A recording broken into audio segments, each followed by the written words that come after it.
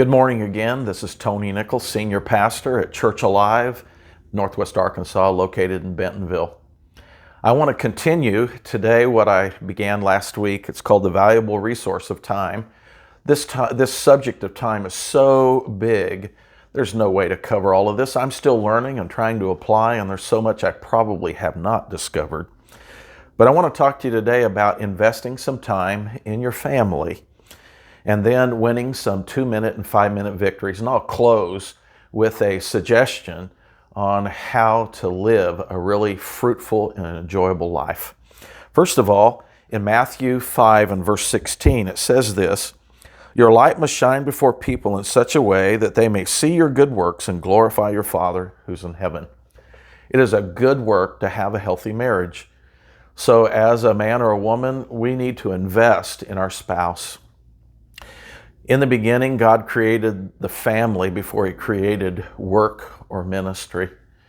And so one of the things that will be a great shining light and testimony are godly marriages and children that are growing up to respect their parents and know and follow the Lord. We're certainly in a world where those things are struggling and lacking. Let me give you a couple of suggestions that Mish and I have practiced for a long time that I think are a real help in strengthening and growing our marriage. We do try regularly, almost daily, to pray together. But one of our practices has been when I come home from work or she was working, she recently retired as a registered nurse, we would take 15 or 20 minutes and we would catch up on the day. I would say to her, "Tell me about your day." And she might share victories and good things, but she'd also share struggles. And I would do the same. Great things happened today. People came to the Lord, people growing, they had aha moments. And without divulging anything that's inappropriate privately, I might talk about a particular struggle or maybe feeling like I didn't know what to do to help somebody. And we would pray. We would encourage one another. And then we might talk about something we wanted to do that evening. Maybe go out and work in the garden, or maybe go and shop a little bit for something. But we made sure that each other was okay on a daily basis.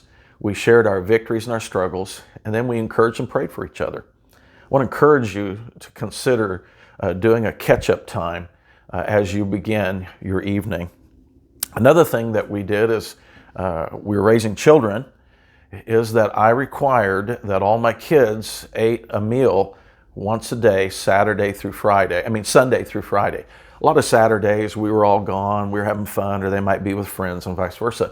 But we would sit down in the evening for 30 minutes, we would share a meal, they would talk about what's going on in their lives, and at the end I would try to share maybe a verse and a little devotion and pray over my family. Now I have a boy who's now 41 and I have 4 girls, but I laugh at Josh. He's probably about 11 years old. And he wanted to go out and play with his friends. And I noticed 5 minutes into the meal that he had picked his plate up and tipped it, and he was just shoveling the peas into his mouth. And he was hurrying, and I stopped him. I said, "That's rude, that's inappropriate."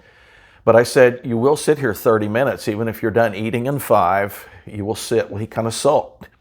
And I had to just talk to him that if he didn't change his attitude, that I'd have to help him change it. You perhaps know what I mean. Raising boys is fun. Raising girls has its own challenges too. But it was during that time that we really tried to bond as a family. So I'm encouraging you, invest some time in your marriage and your family. And if a man or woman does not take care of their spouse, then 1 Timothy chapter 3, 4, and 5 says they're not really fit to be a church leader. And it doesn't mean our families are perfect, but I think we learn first how to grow a healthy marriage and then how to disciple children. And that's the microcosm, and then it grows in the macrocosm, whether it's the church or business or whatever. God has these building blocks that start in our home with family relationships.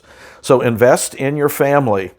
Now, win minute and 5-minute victories. I'm a list person. I will make a list of things in the beginning of the week and I add to it. I space them out day by day.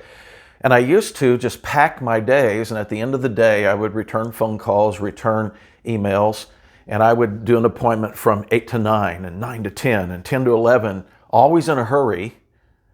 And then at the end of the day, dreaded the hour of returning all these phone calls and these emails and things. Not because I didn't love the people. So what I learned to do was an hour appointment and a 30-minute gap between the next appointment. Sometimes to decompress, I would return a call or two. I might return an email, pray and get ready for my next appointment, and so on. When I learned to space and gap my schedule a little bit, it cut down on the sense of hurry sickness, always in a hurry. And then I didn't dread the end of the day because I took care of many of those things as the day went by. And so I'm learning to win minute and 2-minute and 5-minute victories, because a lot of the things that we need to take care of only take a minute or 2 or 5. And if you can work them in through the day, I think you'll discover that as the end of the day approaches, you've accomplished a lot and you can go home guilt-free and really enjoy your spouse and your family. Henry Ford, the founder of Ford Motor Company, the founder and designer of some of the original vehicles, simply said this: it's been his observation that most successful people get ahead during the time other people waste. Develop a good work ethic, but not an overwork ethic. I made a real mistake as a younger man, and that is I would work 6 12-hour days to the neglect of my marriage and family. And I learned painfully not to do that. I try to set a window of about 50 to 52 hours a week. Most people that work a full-time job and volunteer and serve in the church and so on, you're working about the same number of hours, even as an administrator and a leader. But I tried when I go home not to be so mentally and emotionally drained that I don't have some real quality time to give to my spouse, kids, and grandkids. And so I would encourage you to set some boundaries and really work. And then when work's over, have the energy and the desire to enjoy some family and some friend relationships. So that's about investing in your family and winning some minute and 5-minute victories. Let me just say this, that an unexamined life is not worth living. That's not an original quote by me. That was a quote by someone 2 or 3 centuries ago. But there's a man named Dr. Joseph Stoll, and he wrote a book and suggests that we adopt the following practices to manage our time and our lives well. He encourages us to renew daily by beginning each day with the Lord. My first appointment of the day is with the Lord. Mark chapter 1 and verse 35 says, and Jesus rose up early and would spend time with the Father. It was there that he saw what the Father was doing, or heard what the Father was saying, and that began to order his day. And so I encourage us to renew daily by beginning each day with the Lord. Rest and refresh weekly. There's a principle in the scripture called Sabbath. And for many years, I didn't practice Sabbath. Sabbath isn't just about having a little bit of special time to worship the Lord, but Jesus said Sabbath was not just made for God, it was made for man, that mankind, that they might rest, that they might refresh, take a little extra nap, enjoy some extra time with your spouse and your children, get with some friends, do something fun. I discovered that as a rested husband, father, and pastor, I was so much better than being weary and tired most of the time. I want to just encourage you to rest and refresh weekly by taking a day or 3/4 of a day or something to practice the Sabbath principle. The third thing is retreat monthly by taking a day of solitude for the purpose of hearing God's voice specifically. I've not always been able to do this, but I try monthly to take a chunk of a day. It could be at my home.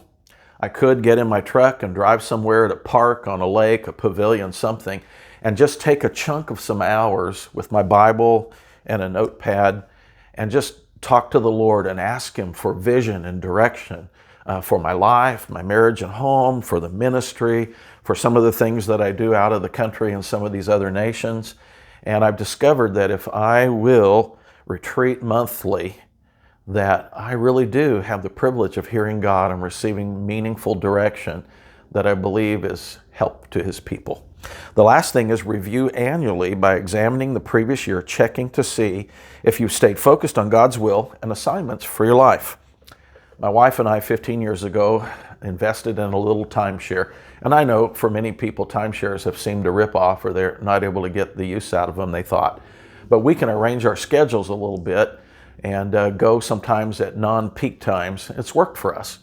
What we attempt to do at the end of the year is to find a timeshare close by for 3 or 4 days, and we'll rest. But we spend the mornings, we get up, and from 9 to noon, we're with the Lord privately, and then we come back together for lunch and share what we're hearing and pray together. And we are asking the Lord to speak to us about personal goals, marriage goals, and goals for the church, and even missions. And so what we've learned to do is review annually, and it's been wonderful just to see God speak and to carry those things out, and it's been fruitful. Let me give you an important key, and I'll be done. Time's a gift from God. It's a resource like gold and silver and diamonds and knowledge and people and relationships. Time is a gift from God and a resource. It's something we're to use and to learn wisdom and learn to use it well. It was never designed to be our master or controller. There was a time when time controlled me, and I was just hurrying, and I had this hurry sickness, and it wasn't fun, and people would see that, and they wanted to talk to me, but they were afraid that I didn't have time, and I sent a message that I don't want to give to people. It's not true. I have time. It's from God, and I need to use it wisely. But as time managers, we learn to control time, not allow time to control us. And that's the truth I want to leave you with. Ask the Lord to help you walk in peace and use the time wisely without this presentation of hurry sickness. But don't be controlled by time. You be the user and the controller of time. God bless. We'll talk to you next time. Thanks. Bye.